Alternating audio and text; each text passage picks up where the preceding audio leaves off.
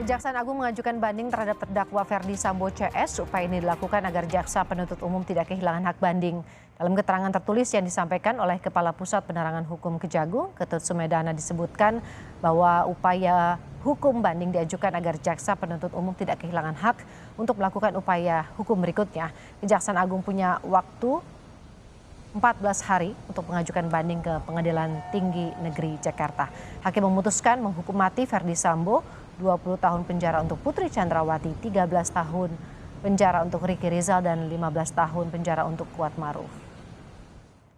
Yang juga menjadi sorotan lainnya yang saat ini dinanti adalah rencana dari sidang etik dari Richard Eliezer untuk menentukan nasib dari karir Eliezer. Kita akan tanyakan dengan jurnalis Kompas TV Asri Gunawan yang ada saat ini posisinya di Mabes Polri Jakarta. Asri, rencananya sidang etik akan segera digelar. Kapan waktu untuk sidang etik ini akan dilakukan?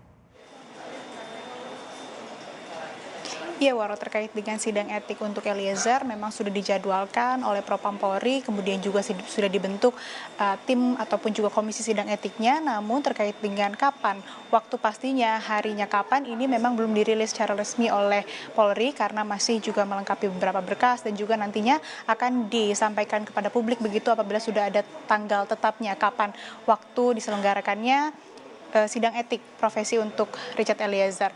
Nah, tapi yang sudah jelas disampaikan oleh Kadif Humas Polri Irjen Didi Prasetyo bahwa nantinya sidang etik ini dimungkinkan untuk digelar apabila Eliezer pun masih dalam masa tahanan begitu. Kemudian juga terkait apa yang akan dipertimbangkan oleh Komisi Sidang Etik, nantinya tentu ini salah satunya terkait dengan putusan Majelis Hakim Pengadilan Negeri Jakarta Selatan atas kasus pembunuhan berencana Brigadir Yosua. Seperti kita ketahui semua, Waro dan saudara, bahwa Eliezer ini divonis 1 tahun dan 6 bulan penjara, dan ini juga yang dimungkinkan akan dipertimbangkan oleh Komisi Sidang Etik Profesi Eliezer nantinya.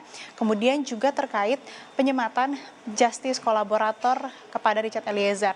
Dengan disematkannya justice kolaborator, artinya Eliezer di sini juga melakukan kerjasama begitu untuk mengungkap secara terang, secara jujur terkait dengan kasus pembunuhan berencana Brigadir Yosua. Selain itu, masa tahanan Eliezer yang hanya di 1 tahun 6 bulan ini juga bisa dipertimbangkan untuk Eliezer bisa kembali ke Polri begitu bertugas ataupun juga di Brimob sesuai dengan kemauan atau keinginan dari Eliezer.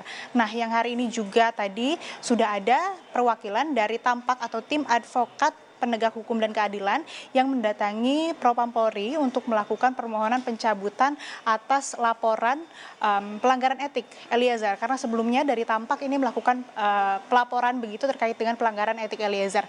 Apa yang kemudian dijadikan pertimbangan ataupun juga yang menyebabkan Tampak melakukan pencabutan atas laporan tersebut ini adalah karena pertama, Eliezer terbukti dan juga dianggap tidak memiliki niat untuk merampas nyawa Yosua dan juga terbukti bukan pelaku utama serta bekerja sama dalam mengungkap kasus ini melalui penyematannya sebagai justice kolaborator, sehingga dari Tampak sendiri juga berharap agar Eliezer bisa kembali bertugas begitu di Polri sehingga dilakukannya pencabutan laporan atas pelanggaran etik Eliezer.